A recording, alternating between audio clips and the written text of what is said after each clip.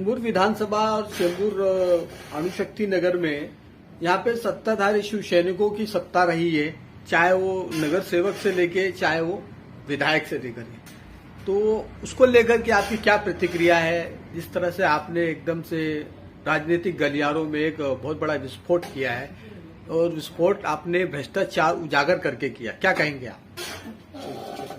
नमस्कार। चेंबूर में स्थित सह्याद्री नगर इस विभाग में पहाड़ी इलाका है।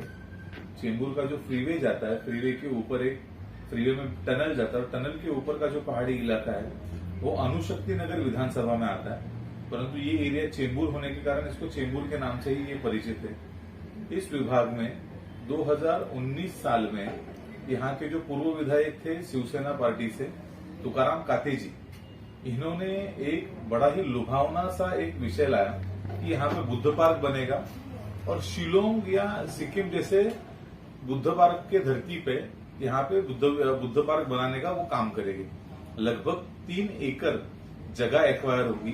3 एकड़ जगह एक्वायर होने के बाद में वहां पे बुद्ध भगवान की 100 फुट के आसपास बड़ी मूर्ति वहां पे लगाई जाएगी, जो फ्रीवे से जाते हुए मुंबई में आते समय और जाते समय दोनों रास्ते से सीधे रूप से दिखेगी।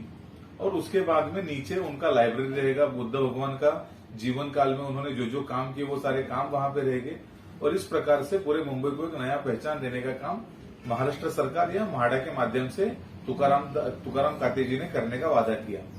प्रारंभिक रूप में तुकाराम काते जी के डिमांड पे 3.5 करोड़ रुपए का फंड म्हाडा के माध्यम से यहाँ पे पारित किया गया।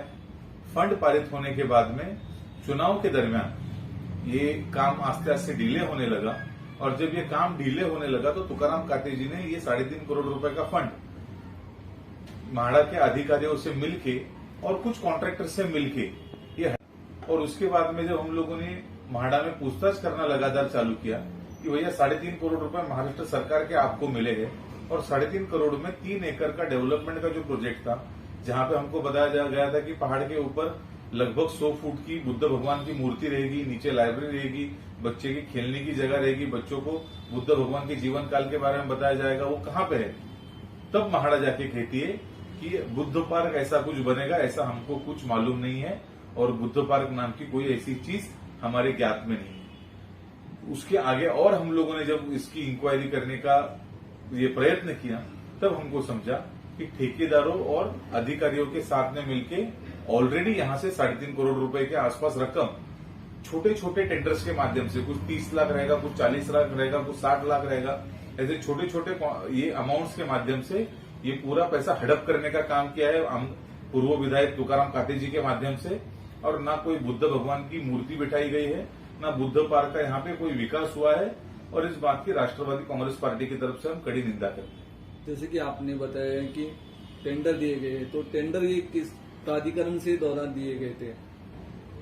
मुंबई में डेवलपमेंट का कोई भी काम हो, यदि वो म्हाडा के माध्यम से करना है तो मुंबई का एक स्वतंत्र बोर्ड है जिसे हम लोग मुंबई स्लम इम्प्रूवमेंट बोर्ड कहते हैं। मुंबई स्लम इम्प्रूवमेंट बोर्ड में महाराष्ट्र सरकार अपना पैसा लगाती है और मुंबई में कोई भी अच्छा अलग सा प्रोजेक्ट अगर बनाना होगा तो मुंबई स्लम इम्प्रूवमेंट बोर्ड के माध्यम से वो प्रोजेक्ट विकसित करने का काम किया जाता है।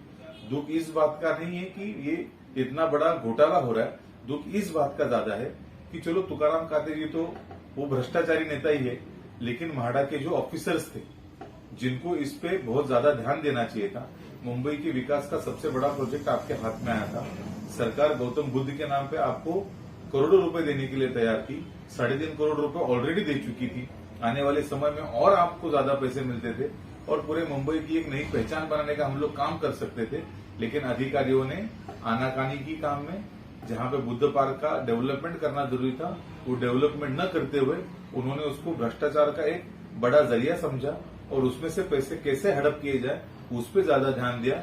इसके हम लोगों को जितना दुख हुआ है वो किसी शब्दों में बयान नहीं किया जा सकता और हम डिमांड भी करेंगे म्हाडा से कि ऐसे सभी भ्रष्टाचारी अधिकारी, कॉन्ट्रैक्टर्स और विशेषतः इस विभाग के माजी आमदार या जिनको पूर्व विधायक तुकाराम काते जी कहते हैं, इनकी विजिलेंस के माध्यम से इंक्वायरी हो और इन पे कड़े से कड़े एक्शन भी ली जाए। अब राज्य सरकार से भी यही मांग करेंगे? निश्चित रूप से राज्य सरकार का ही पैसा था। राज्य सरकार को कौन पैसा देता है? राज्य सरकार को आम सामान्य नागरिक अपने टैक्स के रूप से जमा किया हुआ पैसा है। और सरकार को जब हम लोग खुद पैसा दे रहे हैं और सरकार के माध्यम से कोई अच्छा काम हो रहा है तो हम लोग खुश होते हैं। लेकिन हमारा पैसा अगर कोई ऐसा भ्रष्टाचार के माध्यम से उड़ाने का काम करेगा तो हम उसको बिल्कुल भी शांति से नहीं लेंगे। हम बड़ी ताकत के साथ विरोध करेंगे और कार्रवाई करने की डिमांड करेंगे। जैसे कि आपने कहा कि कार्रवाई की मांग कर रहे हैं आप, तो जरूरत पड़ी तो आप ईडी के पास या जो जांच एजेंसी है उनके पास आप प्रूफ साबित करेंगे। महाराष्ट्र गवर्नमेंट के माध्यम से ये पैसा पूरा घपला हुआ है, म्हाडा के माध्यम से ये पैसे का घपला हुआ है। तो जो एजेंसीज यहाँ पे महत्वपूर्ण है, जिनके पास जाना चाहिए, वो हर एजेंसी के पास जाएंगे हम लोग और वहां पे हम लोग डिमांड करेंगे कि तुकाराम काते जी के माध्यम से जो बुद्ध पार्क के लिए 3.5 करोड़ रुपए आया था वो म्हाडा ने कहाँ दिया, उसका एक पाई का खर्चा हम लोग सरकार से डिमांड करेंगे। और अगर वहां पे थोड़ा भी हमको ऐसा 19-20 लगता है तो इसके बारे में हम लोग और आगे तक जाके कोर्ट में जाके इसका न्याय मांगने का व्यवस्था करेंगे। और हमको वहां से भी अगर सुनवाई नहीं होती तो रास्ते पे उतर के आंदोलन छेड़ने का भी काम करेंगे। नीलेश जी, आप एक बात ये बताइए कि पूर्व विधायक तुकाराम काते ने किस किस को धोखा दिया है? क्या अम्बेडकर जी जनता के साथ साथ सरकार को भी गुमराह करके धोखा दे दिया? तुकाराम काते जी का व्यक्तिमत्व ही धोखेबाजों वाला व्यक्तिमत्व है। यदि आप उनका पूरा करियर देखेंगे पॉलिटिकल, तो जो लोगों ने उनको साथ में मदद करने का काम किया उस हर इंसान की पीठ में खंजीर मारने वाला ये नेता है। इनको घाटला की जनता ने साथ दिया, इन्होंने घाटला में जमीन हड़पी, वहां पे स्कूल बनाई और जब स्कूल का मालिक वहां पे आया तो ये रोना गाना चालू करते हैं कि भाई ये गरीबों के बच्चे हैं यहाँ पे और यहाँ पे ये स्कूल टूटेगी तो बच्चों का नुकसान होगा, इसलिए मैं सिंधेगढ़ में जा रहा हूँ। ये जमीन हड़पने के लिए क्या आप लोगों को गरीब लोगों के किसी परिवारवासी ने बोला था कि आप लोगों की जमीन हड़पो? नहीं, इन्होंने पहले स्कूल की जमीन हड़पने का काम किया। इसके बाद में इन्होंने बीपीटी की जमीन हड़प के शादी का हॉल, कृष्णा हॉल जिसको बोलते हैं, वो हड़पने का काम किया। वो जब बीपीटी हाईकोर्ट में गई, हाईकोर्ट से ऑर्डर आई और फिर वहां पे रोक लगाई गई, तब जाके उनका हॉल बंद पड़ा। इन्होंने बीपीटी को या केंद्र सरकार को धोखा देने का काम किया। जब लोग कोविड के समय पे अपनी जान गंवा रहे थे, लोग मर रहे थे, अपनी एक सांसों के लिए लोग तड़प रहे थे और हर इंसान पूरे भारत का एक दूसरे को मदद कर रहा था। कोई दवाई दे रहा था, कोई खाना पहुंचा रहा था, कोई और किसी न किसी माध्यम से मदद कर रहा था। उस समय ये पूर्व विधायक तुकाराम काते जी बीएसटी कॉलोनी के पीछे एक जगह हड़प करके अपना शादी का हॉल कैसे बनाया जाए उस पर ज्यादा ध्यान दे रहे थे। वहां पे अभी नया शादी का हॉल हड़प करने का काम किया। वैसे ही चेंबूर में और एक एरिया है सयाजी नगर, अशोक नगर, गणेश नगर के नाम पे, यहाँ पे लगभग 2,500 लोगों की झोपड़ी है। यहाँ पे डिजर्व बिल्डर्स के माध्यम से एसआरए का विकास करने का काम हो रहा था। 2,500 लोगों को तुकाराम काते जी ने खुद हो के आगे जाके बोला कि भाई आप लोग जमीन अपनी खाली करो, घर अपने खाली करो और यहाँ पे फटाक से बिल्डिंग बन जाएगी। 8 साल तक लोग रास्ते पे रहे, ना उनको भाड़ा मिला, ना उनको घर मिले। अब जाके एसआरए ने और गवर्नमेंट ने जब पहल चालू की है तो थोड़ा सा काम हल्का वहां पे चालू हुआ है। तुकाराम काते जी का व्यक्तिमत्व है कि उनको जो पे वार करने का, उनके पीठ के पीछे खंजीर मारने का काम करते हैं। ये धोखेबाज नेता है। आपको अगर और 2 उदाहरण में बताना जाए तो जब 2002 में इनकी इलेक्शन में टिकट काटी गई, बाला साहब ठाकरे जी के नाम पे विरोध करके शिवसेना छोड़ने वाला यही पूर्व ये कॉर्पोरेटर थे। इन्होंने ही बाला साहब ठाकरे जी के नाम पे गाली गलौज चालू की थी, इन्होंने ही उद्धव ठाकरे के नाम पे गाली गलौज चालू की थी। हम तो दुखी थे शिवसेना वालों से कि ऐसे बेवकूफ इंसान को आप लोग रिटर्न शिवसेना में ले कैसे सकते, लेकिन उन्होंने उसी गद्दार को फिर से शिवसेना में लेने का काम किया और उद्धव जी ने उनको विधानसभा का सीट भी देने का काम किया। फिर से उसी सांप को हवा पिला के जब उन्होंने बहुत बड़ा नाग बनाया, आज वही नाग उद्धव जी को डसने के लिए सिंधेगढ़ में चला गया। इससे बुरी बात कोई नहीं हो सकती। इनको जो मदद करता है उसी का खात्मा करने का काम करते, इसलिए ये आदमी विश्वास रखने के लायक नहीं है।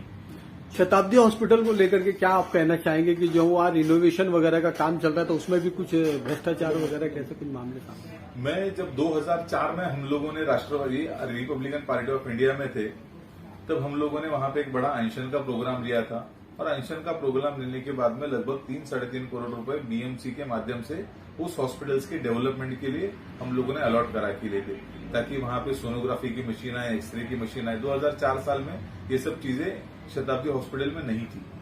सीमा मलिक जी नाम की वहां पे वैद्यकीय अधिष्ठा थी, जिन्होंने ये सारी चीजें करने में हमको अच्छी मदद की थी और उसके कारण वहां पे डेवलपमेंट वर्क भी हुआ। तभी से हम डिमांड कर रहे थे कि इतनी बड़ी जगह हॉस्पिटल में होने के बावजूद भी यहाँ पे ये हॉस्पिटल कम और मौत का अड्डा ज्यादा बन रहा है। यदि लोगों को यहाँ पे सेवा अच्छी चाहिए तो जिस प्रकार का केम हॉस्पिटल है, सायन हॉस्पिटल है, उसी की धरती पे हम लोगों को यहाँ पे एक अच्छा रुग्णालय विकसित करना पड़ेगा, ताकि आने वाले भविष्य में यहाँ पे जो भी जनता सीधे तरीके से सायन और केम भागती है उनको एक बड़ा हॉस्पिटल, एक बड़ा मेडिकल कॉलेज चेंबूर में मिले और लोगों की कई सारी आरोग्य की समस्याओं का समाधान हो। लेकिन बुरी बात सिर्फ इतनी है कि 2004 से लेकर 2024 का साल अभी नजदीक आ रहा है, लगभग 20 साल बीत गए इस आंदोलन को, अभी भी वहां पे मेडिकल कॉलेज नहीं बना है।